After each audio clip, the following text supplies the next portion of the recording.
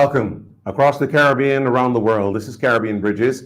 I'm Julian Rogers in Kingston, Jamaica. Just be sure about that. And of course, we're going to look at what's happening in Kingstown, St. Vincent, in the Grenadines for that matter. Another look at the volcanic activity that's affecting not just that country, but neighboring countries as well. And particularly a focus on how long do you think this will go on? It's a question really put to one of the scientists there. And his response was, it's hard to say how long this will go on, although I don't get the impression that it's going to stop tomorrow. The scientist, Amon Sarashan, Christopher Thomas, on assignment in St. Vincent. Well, since the first eruption on April 9th, La Soufrière has kept on erupting on her own schedule, as Dr. Richie Robertson of UE Seismic warned again and again that no one could predict her actions. Well, that did not stop one foolhardy young man from what Professor called dotish behavior by climbing around the volcano. Well, he's had to spend a little comfortable time in a police station. Meantime, the United Nations mounted an international campaign to raise relief aid for St. Vincent and the Grenadines and nearby countries affected by the ash clouds. Prime Minister Ralph Gonsalves made an appeal while giving thanks for the support his country has received today. Well, one pile of support has come from one of the CARICOM organizations, SEDIMA, the Caribbean Disaster Emergency Management Agency, is headed by Executive Director Elizabeth Riley. She's just returned today from St. Vincent, where she joined the SEDIMA team, who've been on the ground for several weeks. Well, she's had 20 years plus in this matter of emergency management. She joins us live from Bridgetown, Barbados. Welcome, welcome. Thank you so much, Julian, for having me on the program. Really happy to participate. And very pleased that you can give us a first-hand look and assessment of what is on the ground in St. Vincent. You've been there. Have you gotten to the red zone? No, I very much listened to the guidance from our scientific community and the team at the Seismic Research Center. And the very clear instruction is that persons should not proceed into the red zone. It is still a very high-risk area. The volcano is erupting, as we have seen, and continues to erupt explosively. And it's really important that persons do not proceed into the red zone, certainly without guidance from the scientists at the Seismic Research Center. I did proceed into the orange zone and was able to see a bit with respect to the level of the destruction there. What did it look like from your vantage point? It was heart-wrenching to see the extent of the devastation, and I just cannot imagine what the red zone looked like, having seen the orange zone. We proceeded to the Arabica River today on the windward side, and this was one of the rivers where there were pyroclastic flows and also lahars in the aftermath of the actual explosion. And the level of siltation within the river was tremendous. The National Works Authority, BRAGSA, was doing a terrific job in trying to remove the level of the deposits, the ash deposits, which had come down the river valley. We saw a number of houses whose roofs had collapsed under the weight of the ash. I also witnessed several farmers who had received permission to proceed into that zone, removing their animals on various vehicles. And I was really glad to see that, because that means that, you can really look at, to some extent, continuation of livelihoods, and the impact on the people has been really tremendous. Did you get a chance to go into the shelters? No, I did pass by the shelters, but I didn't have an opportunity to actually visit the shelters during my time there. But I did talk quite a bit with the team in the Emergency Operations Center who are doing the management of the shelters. Now, you've had a team on the ground there as well, literally in response to the scientists' warning as early as last year. Tell me about the work of that team on the ground. Absolutely, Julian. And I'm so glad that you started in the discussion with last year, because the message of preparedness is a really critical one that is sent year after year, month after month, not only by SEDEMA, but also by the national level agencies that are part of the Caribbean Disaster Emergency Management Agency. That's the National Disaster Offices. And when we moved to the the effusive eruption phase of Soufrière last December, we stepped up the preparedness actions from late December. So the SEDEMA Coordinating Unit team has been working very closely with the National Emergency Management Organization, NEMO, in St. Vincent since that time. Through January, all the way to just before we transitioned into the explosive phase of the eruption, our team concentrated on the refinement of the volcano hazard plan, which is an annex to the National Disaster Plan. And planning is very important because it gives you a guide as to how you would proceed as when and if you move to that explosive event. So we refined those plans, we elaborated in great detail standard operating procedures that would allow us to execute that plan. So we looked at evacuation issues, we looked at how do we organize the transport, we looked at what are the requirements with respect to the shelters, what do the various government agencies have to do.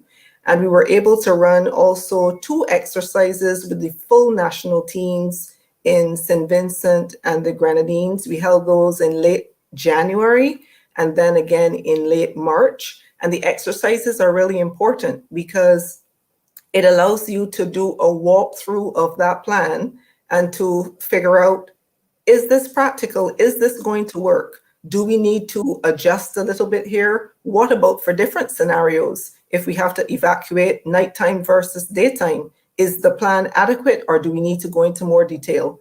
So one of the things that was discovered really early in the planning process was we took that decision for looking at marine evacuation options for Chateaubelair and Fitzhugh, which, as you know, are on the leeward coast of St. Vincent. And it was a very good decision because there were challenges with respect to the main bridge into that community. It's out and there's a bypass road, but of course the road is, you would get significant congestion. So it was a good decision to look at the marine evacuation.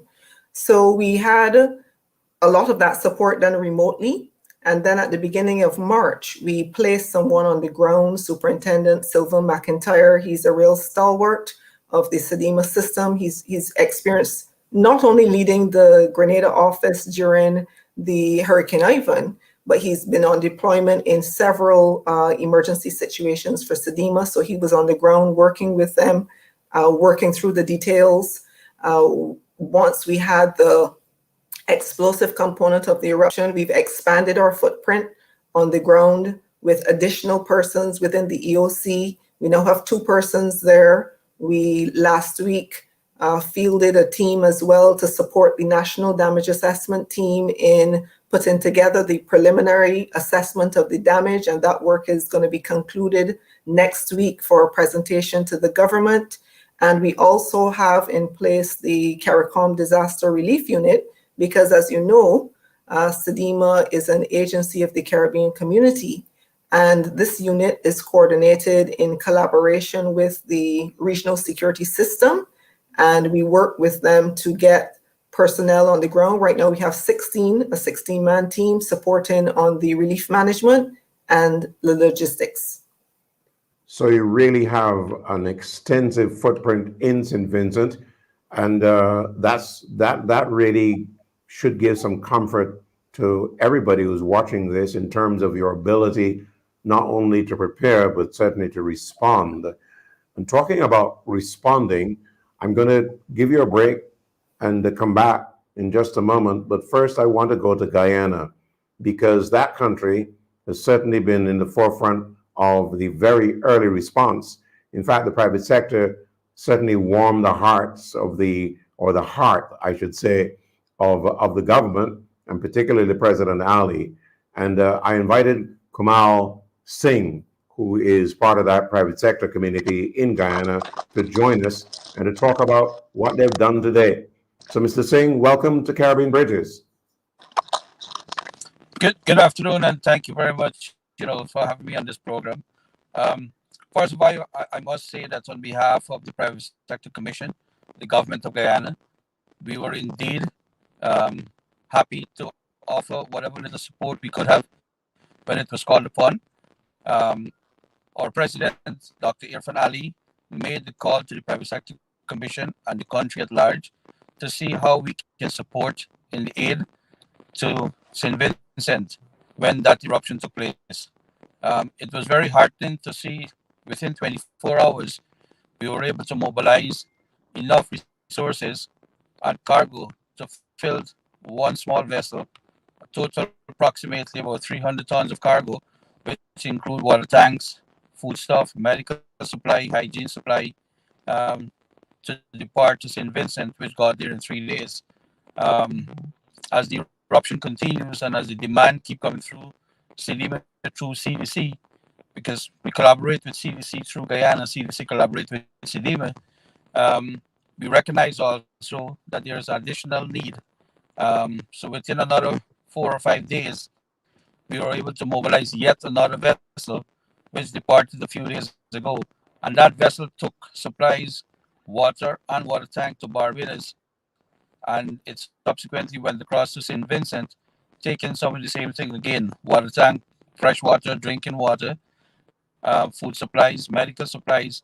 And what was little comforting to see also on this last shipment, we saw the PETASU, the groups that deal with animals' rights and stuff like that, were able to came on board, and they actually sent some supplies to deal with animals. I mean, that was very heartening to see, because we recognize also in St. Vincent that animals were affected in a very big way because of the dust. So I think overall, our private sector commission and all the other private sector bodies, the Judging Chamber of Commerce, the GMA, and right across the length and breadth of Guyana, along with the government of Guyana, were able to come together within a short span of time and offer tremendous amount of support. Like you said, we're still open and willing and able, as long as we call upon to help our brothers and sisters in St. Vincent and other affected islands. We'll be more than happy to participate once again. Thank you. Thank you very much, Mr. Singh. Thank you very much. I know that the message still got through in terms of your support for St. Vincent and the Grenadines, even though you may have had a little rumbling. I know you don't have any volcanoes there to worry about, so we won't worry too much about that noise. But anyhow, let me go to Barbados, back to Barbados though, but I want to bring in broadcaster Tisha Hines here from CBC. She, of course, has been helping us understand the impact in Barbados of the volcano, and particularly the ash clouds that have hovered over the island and dumped a lot of ash on Barbados. Tisha, welcome. What's the latest from Bridgetown? Thank you so much, Julian. There's been quite a lot happening here in Barbados. Maybe not what we talked about last week, but certainly this week a lot has been going on in terms of the cleanup. The government has really asked Barbadians to store the ash in, bags that it can be collected, and to store it in places. So this week, the Sanitation Services Authority was mobilized to come out and collect that ash. We saw a lot of that happening today. There were some people on the road as well yesterday collecting the ash from households. As you can imagine, we definitely don't want this ash to get into our water system because of the fact that Barbados is limestone,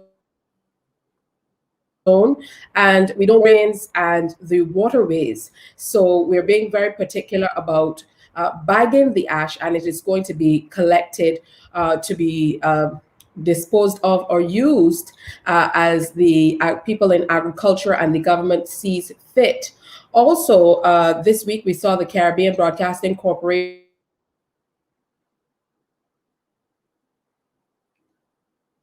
All right, we seem to have a bit of a connection problem there. in the CBC here in Barbados launch.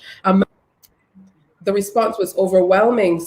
Sorry, Julian, I don't know what's happening this evening, but maybe everybody's online trying to give an update to relatives around the region and the world.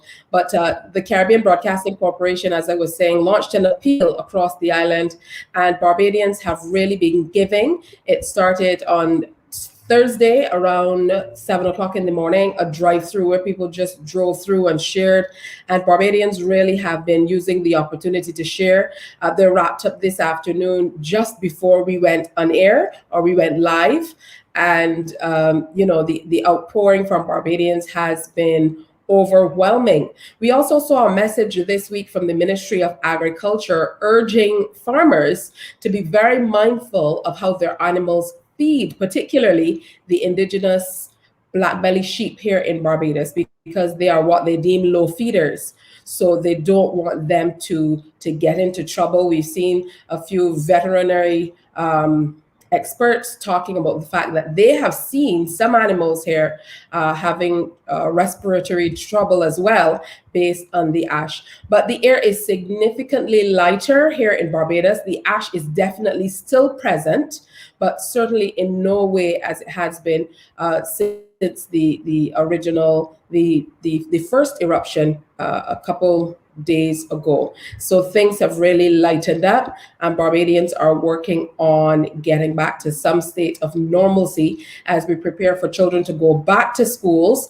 There was a plan by the Ministry of Education for the children to go back to schools with a mixed approach, in class and online, but owing to the ash, they've now stepped back, and the children are going to be online from this coming week once again until we're able to get fully cleaned up here in Barbados with the ash. Thank you, Tisha. We'll come back to you in a while, but let me go back to Elizabeth Riley, the head of SEDEMA, and let's talk about that response that has been generated across this region. Elizabeth, how can people help? Because I know Prime Minister Gonzalez in the UN appeal and subsequent appeals he's made says this is the time to send money rather than pile it up with things that may just create a logjam in terms of the response. Thank you so much for that, Julian. I want to start first by saying thank you so much to Mr. Singh and the colleagues in Guyana. It was a tremendous response by Guyana, and in fact, across the entire region, as Ms. Hines indicated. I think it really demonstrates the heart of Caribbean people. And we as Caribbean people, we care very much about each other. And every emergency that I've seen in the region, this is a reality. And we really want to thank the people of the Caribbean for their generosity. And thank you also for coordinating with your national disaster offices who have been charged to do that central coordination for relief efforts. So in the immediate aftermath of an event, there's usually a needs list that is published by the state that has been impacted. And in the immediate period, yes, there is a requirement for relief efforts. But I think everyone will recognize that at some point, we do have to have a discussion about transitioning to financial contributions. And being in St. Vincent and visiting the port, one of the things that I can tell you is that right now there's quite a bit of congestion at the port. We have a logistics team there that's working along with the World Food Program. They're setting up a hub. It's pretty much finished when I saw it yesterday, and they're actually going to start moving the containers from the port now over to that logistics hub, which is located at the old Arnesvale Airport. And the reason why that is so important is that we need to ease the congestion of the number of containers at the port, be able to run an efficient operation of unstuffing those containers and making sure that the relief items that have come in are pushed out in a timely and efficient manner to the distribution centers that have been set up across the within the predominantly green, but also a little bit into the yellow zones as well. So at this stage, I really want to thank the public for the tremendous outpouring.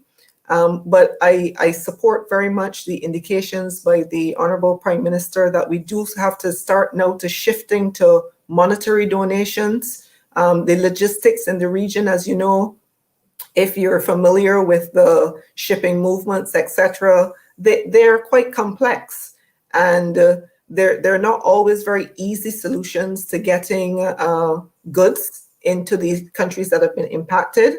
For SEDIMA, we've been working through a number of our partners. This is a part of the regional system. So, for example, Tropical Shipping is one of our very key partners, and we've had a memorandum of understanding with them for a number of years now, and they've been incredibly generous in offering us free movement up to certain upper limits, of course, of containers across the region into St. Vincent in response to this emergency. They've done it in the past as well.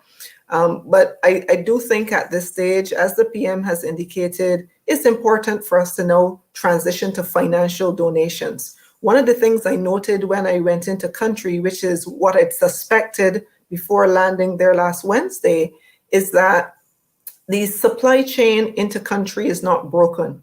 And what that means is that goods can still enter the country through the port because the port has not been damaged. Remember, Kingstown is operational. I was really happy when I went there to see that stores are open, which means that persons are able to purchase in country, and persons were out shopping, moving around. And this is a very important component of how you start to move into a positive direction after an impact, because you want to see your commerce restarting. You want to see, to the extent possible, people getting back to the kind of everyday activities that they get back to.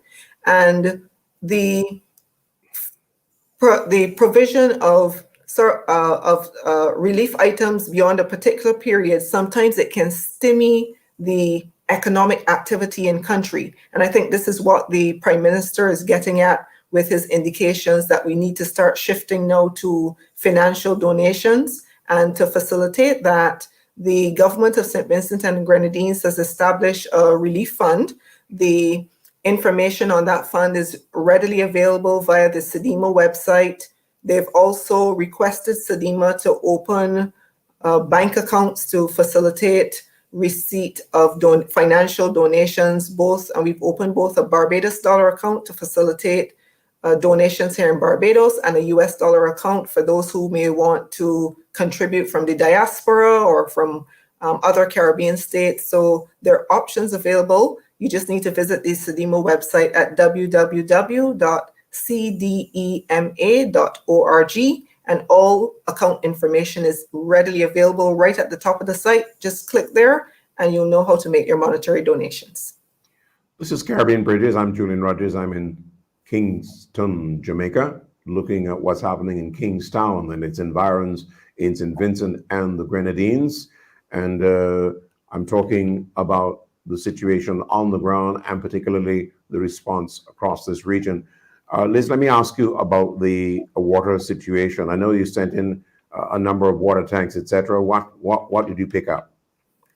Well, we got some updates on this through the briefings in the Emergency Operations Center. My understanding from the CWSA is that the supply capability of the CWSA is back up to 90%, and the supply of the water has incredibly improved. There are some challenges that were being addressed with respect to the actual distribution of water, and in-country teams are working incredibly hard to make sure that water can get out to the places they need to get to. A lot of work has been happening in making sure that tanks that have come in have been positioned at critical locations. The shelters had been prioritized, and a lot of those had been addressed, and the water tanks filled. And it's a work in progress. And I really have to say, I salute very much the very hardworking team in country. I was there in the Emergency Operations Center for about 3 nights, able to interact with them, talk with them, discuss the kinds of challenges they're facing. And there was such an incredibly positive spirit within that Emergency Operations Center. And this team has been working nonstop since the explosive eruption. In fact, some of them were working even before, because the EOC has been activated dealing with COVID-19. So many of these personnel have been working flat out, in fact, since last year, particularly at the health desk. So you can imagine the level of fatigue, but you wouldn't even believe it, being in the EOC, seeing the energy with which everyone was going about their tasks. Last night I had a chance to chat with them, to say farewell, and I really had to tell them that I totally admired the energy, the spirit, the positive attitude. And I also reminded them that they needed to take care of themselves as well, because that's also so very important. But yeah, brilliant team in St. Vincent and the Grenadines. Let me ask Mr. Singh in Guyana, when you listen to all this, what do you think? Mr. Singh? All right. Yes. He's got. Yeah. Listen. I'm here. I'm back. Now, listening to Elizabeth, and I agree with Elizabeth's position.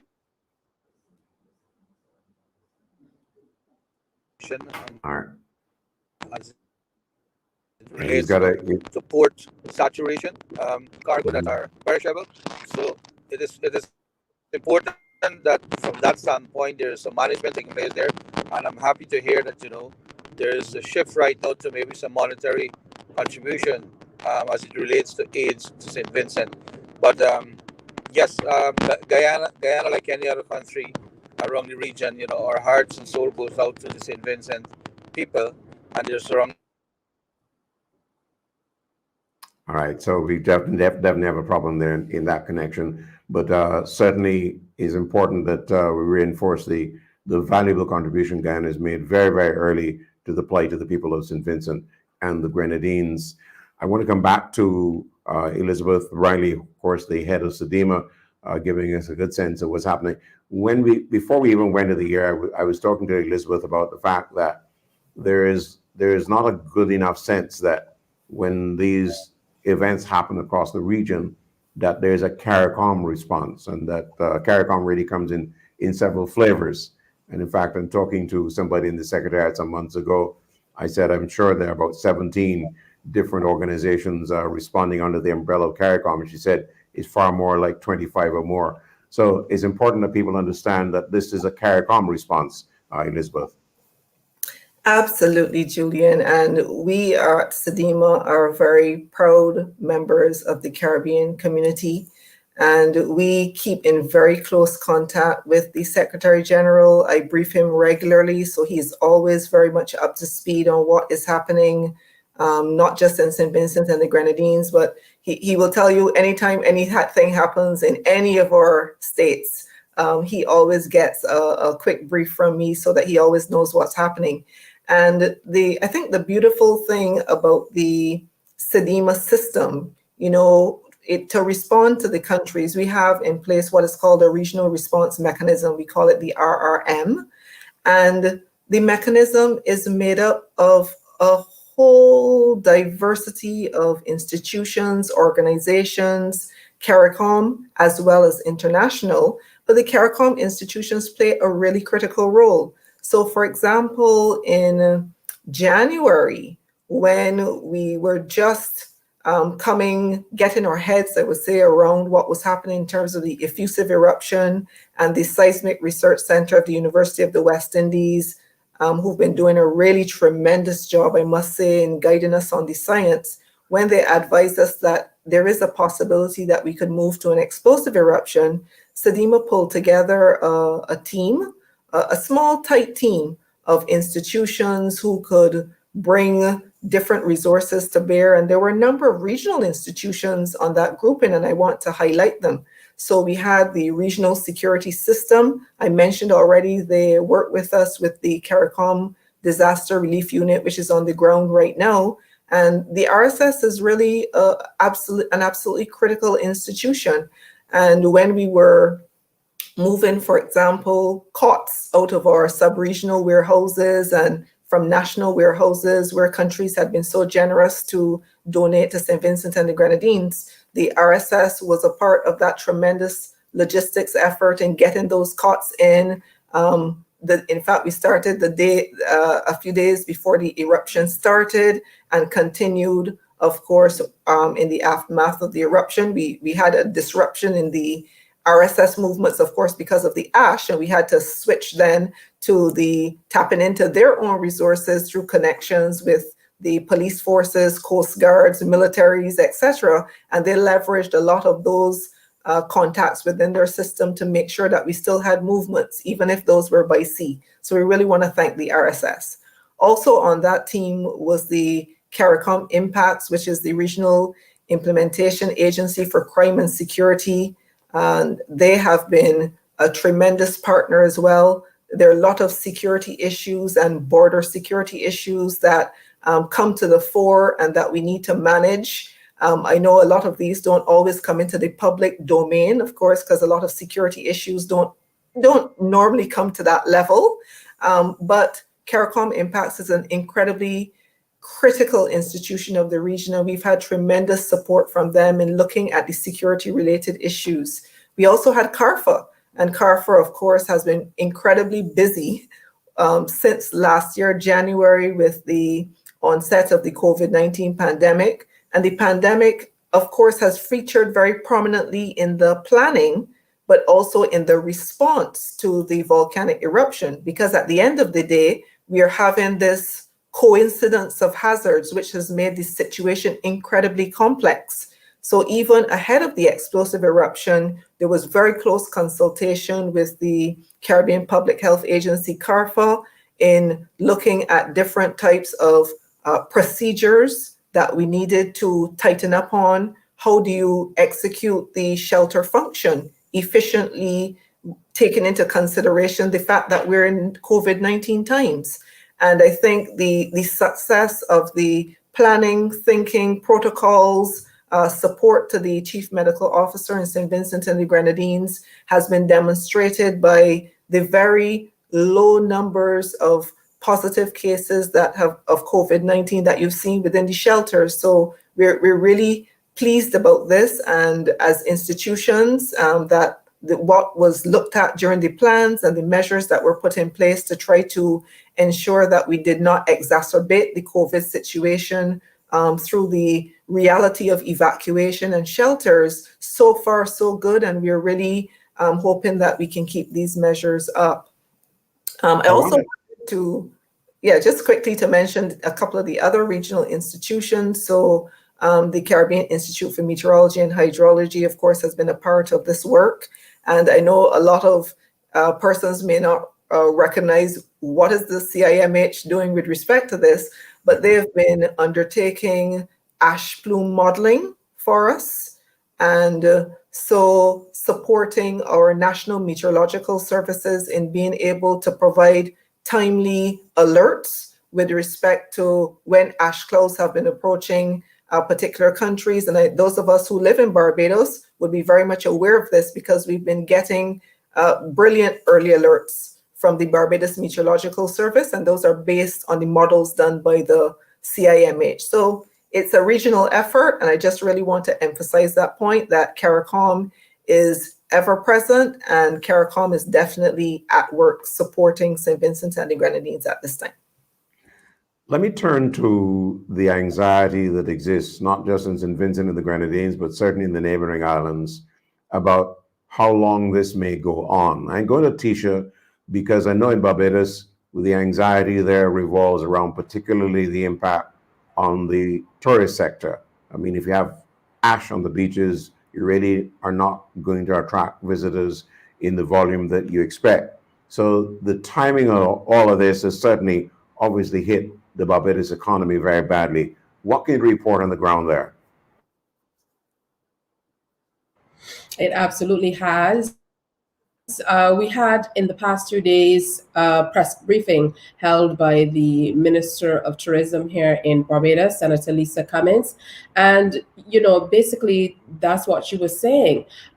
With all that's going on with COVID-19 now compounded by the ashfall into Barbados, there have been even further delays in getting what we refer to as the tourist season moving. We did see some economic activity increase on the ground here in Barbados over the last few days in certain industries, and particularly with certain types of businesses. So, for example, laundromats reported increased activity, obviously because Barbadians more often than not hang their clothes outside because of the sunlight. So those businesses saw increased activities to the point where many of them said they could not handle the workload of Barbadians wanting to come in and launder their clothes. The hardware stores have been sold out for the last few days of things like shovels and hoses and power washers. Barbadians have been far more interested in air filtration systems, and there has been increased activity in retail as well with supermarkets. So the ashfall has created some level of activity on the ground here in Barbados in particular pockets, owing to what the ashfall has in essence brought with it. Outside of that, no real movement with the hotel sector. What the Minister of Tourism did report, though, is they're still in constant contact with the various agencies across the globe, and certainly in the hotspots for Barbados, the places where tourists more frequently come to Barbados from. And they're working with the various agencies to ensure that Barbados is top of mind, so that once borders reopen and people start traveling in the way that they have in the past, Barbados is one of those places that they will want to come to. We have to live with this, Elizabeth Riley, if we're to take the Montserrat experience to hand here. Yes, Julian, and you know, those were the exact words that were stated by the Honorable Prime Minister Gonzalez when I met with him on Thursday. And it is a reality. We in the Caribbean live with the risk from various hazards. And I think, of course, there are some tough decisions. I think that the government in St. Vincent and the Grenadines will face, which will be very similar to the issues that were faced in Montserrat back in 1995. And the Honorable Prime Minister, in fact, reminded me that after the 1979 eruption, that there were a number of persons who, in fact, opted to move to different locations within St. Vincent as, you know, new places for their homes. So there's a lot, I think there are a lot of difficult conversations that need to take place, difficult decisions that have to be made by the government. And the reality of the uncertainty of the situation, it is something that we have to come to grips with. I know that in the region, we're very accustomed to cyclonic activity, severe weather activity. But what's different in those situations as compared to this one is that they have a very definitive start and end. And in the case of a volcanic eruption, it continues. And we don't know the duration for which it will continue. So we will continue to have a situation of displaced persons. The shelter management and the shelter management arrangements are absolutely critical because we want to maintain the health of persons. This is not just physical health, but also mental health of the persons. And we had some discussions in country about that. The psychosocial support arrangements in a structured and sustained way. It is very difficult as persons would know to be uprooted from your home, the place where you feel safe, and you're placed into strange surroundings, often with persons that you may not know very well. It's a difficult situation. So we do have to ensure that we bring all of our resources to bear on supporting the persons that have been displaced, not just physically, but also mentally. And I'm happy to say that has very much been recognized by the government of St. Vincent and the Grenadines as well. One of the interesting things that emerged really was that very early up, we were talking about evacuating people from St. Vincent to Barbados or Guyana or Antigua and Dominica, where everybody offered to take them in. But many people opted to stay right there in St. Vincent, as opposed to what happened in Montserrat, for instance. Yeah. Julian, I think, we as Caribbean people, we love our homes, and I think this is just the reality. This is the human factor that comes into managing these types of events. And I think it is fully understandable that any one of us as Caribbean persons, we prefer largely to stay at home. I think you would get that reaction from almost any country that's impacted. People prefer to stay in their homes. So I think the question now is, what are the best actions and decisions that we can take to keep persons as comfortable as we can because they wish to stay? I think one of the things that we do have to monitor is this issue of time and the duration of the event, because there is a possibility that if the event is very protracted, as we saw in the case of the explosive eruptions in Montserrat, that the duration may actually result in maybe persons changing their minds, because living in a situation which is not comfortable for a very extended period of time, it may then become a bit of a push factor to encourage people to move to a different geographical space. But right now, as the Honorable Prime Minister indicated, persons have a preference to stay at home, and I think we have to absolutely respect that. And while we talk about that, one of the things that came up in the UN appeal a couple of days ago was that help should also come and be targeted to other countries affected by the ashfall. What can you say about that? Well, I think Ms. Hines captured it very well when she was discussing earlier the types of impacts that we saw in Barbados from the ash. And she referenced the press conference by the Honorable Minister of Tourism. I didn't have the opportunity to listen to it, and certainly will go to listen to it now that I'm back home and have a little bit more time. I'll go and check it out on one of the internet platforms, to see what was being said. But the impact on Barbados has been significant.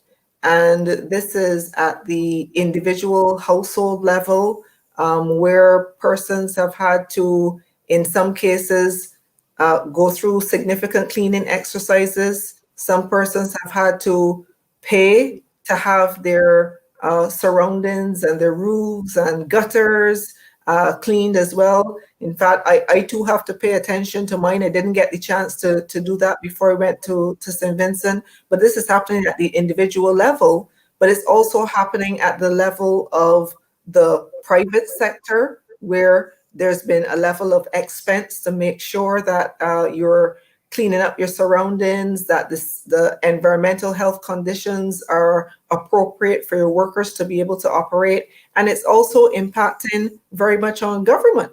Government has an obligation to make sure that public facilities are operating at a certain level. And so there's been significant expenditure with respect to the airport, with respect to schools, as mentioned by Ms. Hines, and probably in a whole range of other areas that I probably still have to catch up on. So, ashfall is a hazard. And if you look at what the seismologists and the volcanologists include in the list of hazards that happen from a volcano, ashfall is a hazard. It is just that we have not been accustomed to really getting our heads around that and recognizing it as such. So it's important that, as for any other hazard, we assess the level of damage that's been done by it, and then we take measures to address it as well. And I know that there are some discussions ongoing with respect to how to treat with the whole matter of the cleanup and to address some of the other challenges that the ashfall has posed. talking about the ashfall and come back to Barbados and Letitia. I understand you're having a serious problem with water. What's the situation now? Well, another one of those things, as was mentioned, that we probably wouldn't have anticipated is it's so much easier to clean up the ash, even though it becomes really, really dense in texture when you wet it. It is far easier to clean up in that way, to scoop it and then to be able to bag it for collection or for movement. So we've seen an increase, as I told you, at the various hardware stores and so on, with people buying power washers and hoses and things like that. And for that reason, people have been using a lot more water, especially at a time where water resources are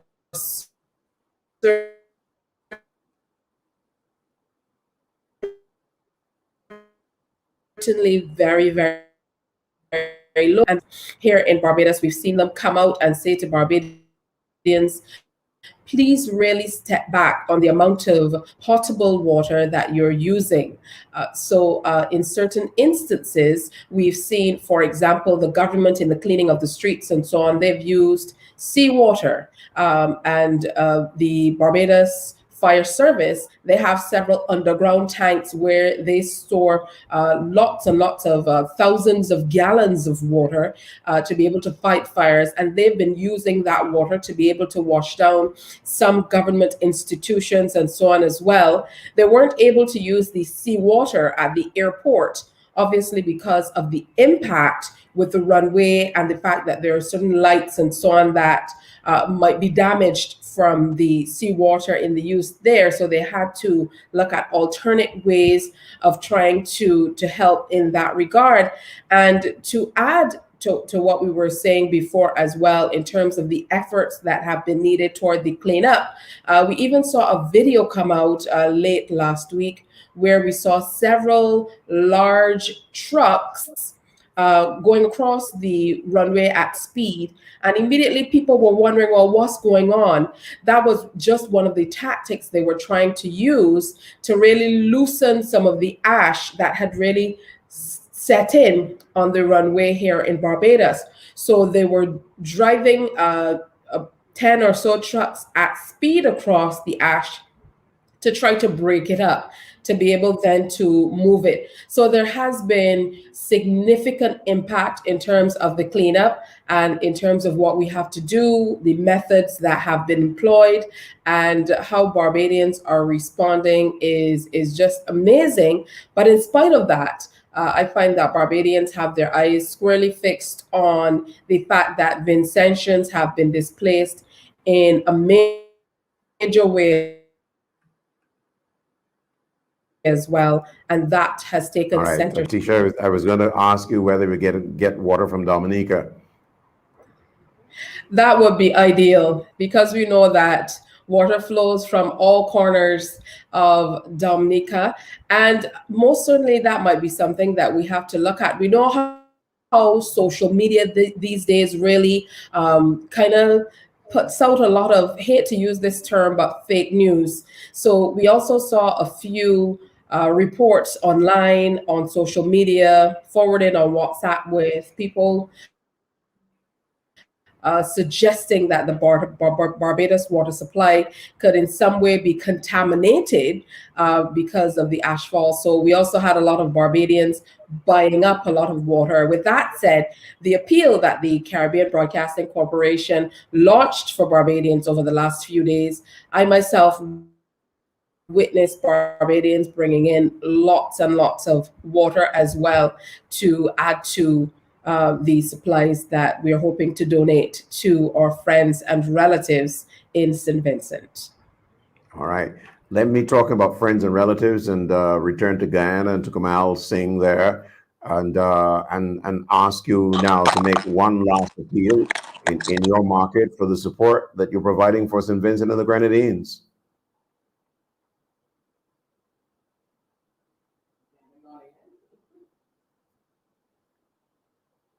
Kamal, have you gone mute at your end? We can see you good and clear. All right, Yeah. He's definitely got a yes, there you go. Yep. All right, good. my last appeal to our brothers and sisters across the length and breadth of Guyana is that the the effort to relieve to St. Vincent and the Grenadines is not yet over. The aftershock and the after effect to clean up and everything will require a lot more financial resource to get that country back on their feet. We want to appeal to all our brothers and sisters across the length and breadth of Guyana to continue pouring into your support. The Private Sector Commission have a relief fund set up. Some other donor agency around the country, the Guyana Bank for Trade and Industry, also have a relief account set up at the bank. So if you want to donate any cash, feel free to reach out to the private sector, to those donor agency locally who are collecting through the Civil Defense Commission, who's coordinated all of these relief activity on behalf of the government of Guyana. Please feel free to reach out to them and offer your support. Our brothers and sisters around the region right now need a helping hand, and we must be there, to support in whatever way we can. Thank you. Thank you very much, Kamal. And even if your rumbling connection is there, we certainly got the message loud and clear. Thank you very much. Kamal Singh, of course, of the CEO of GEICO, but certainly in the lead, as I talked to people in Georgetown earlier today, said the man you need to talk to is Kamal Singh. He's really at the center of the response. Now, let me go back to Elizabeth Riley. The couple of things that I want to ask you about. First of all, I want to give you a chance, though, to salute what I don't know that we can help but say that we've got a Fauci. Yes, we do. And his name is Richie Robertson, Dr. Richie Robertson. And he's got to be the most trusted man in the entire Caribbean now. Yes, and Dr. Robertson will be the first one to tell you that the Seismic Research Center is about the team and not just about Dr. Richie or Richie of the Richie and Ralph show, as the Prime Minister likes to say. And we know him so well, and you're spot on in that description. Yes, and the scientists from the Seismic Research Center. We were talking just before starting the show, and I will repeat it here. SEDIMA puts a lot of trust and confidence in our scientific institutions. In fact, we are not able to do our work at SEDIMA without them. So when it comes to earthquakes, volcanoes, to some extent tsunamis, Seismic Research Center of the UWI is our go-to, in the same way as when it comes to severe weather events and hurricanes, we go to the Caribbean Institute for Meteorology and Hydrology. And the Seismic Research Center has been tremendous, and they have been absolutely spot on in the guidance that they've given us since December. We basically have been talking to them every day, sometimes more than once a day. They keep us updated with every nuance that we saw in the patterns with respect to Soufrière. They have been brilliant in breaking down the science so that laypersons like myself can understand, what the different types of gases coming from the volcano mean. When we see changes in the gases, what does that mean?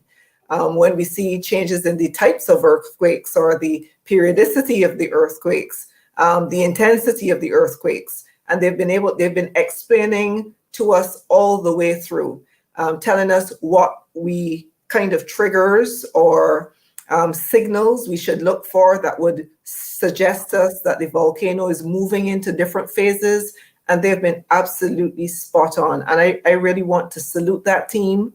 And they've been augmented by their staff out of the Montserrat Volcano Observatory.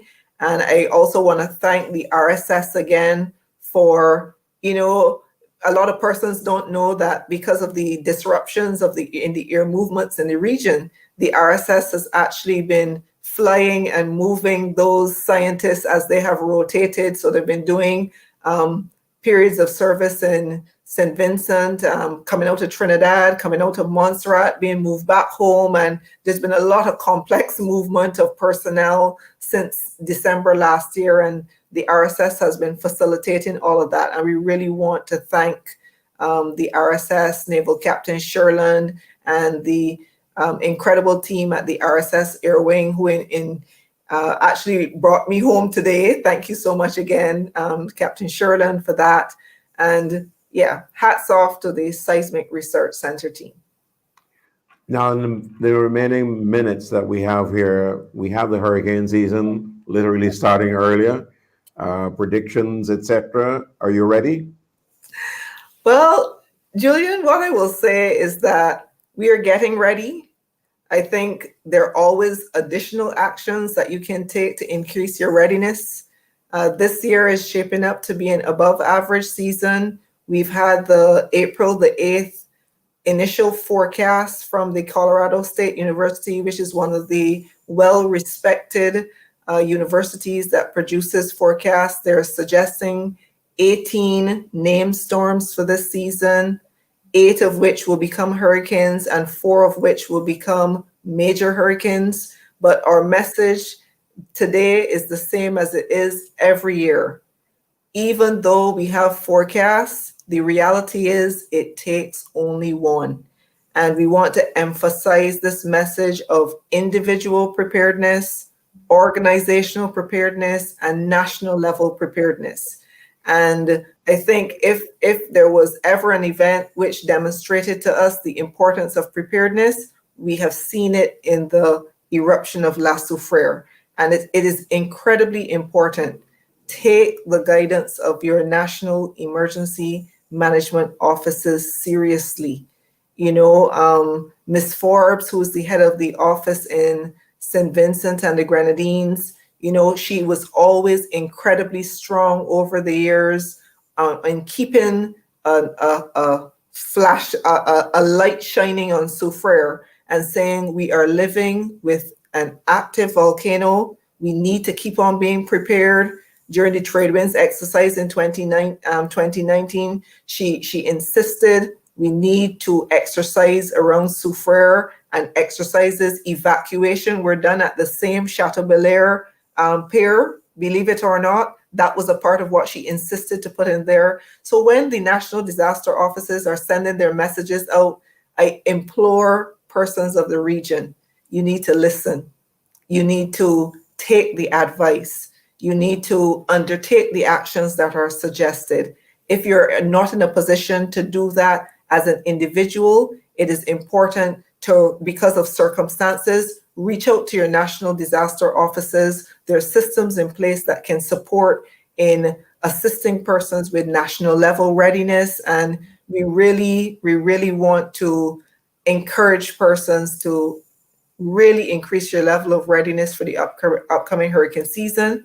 And also remember, it's not only about the hurricanes themselves. We're also seeing more and more severe weather events that are having significant impacts, causing a lot of localized flooding, and all of these hydrometeorological hazards. We need to pay attention to them, prep ourselves so that we're in the best position to deal with them when they occur. And believe you me, they will.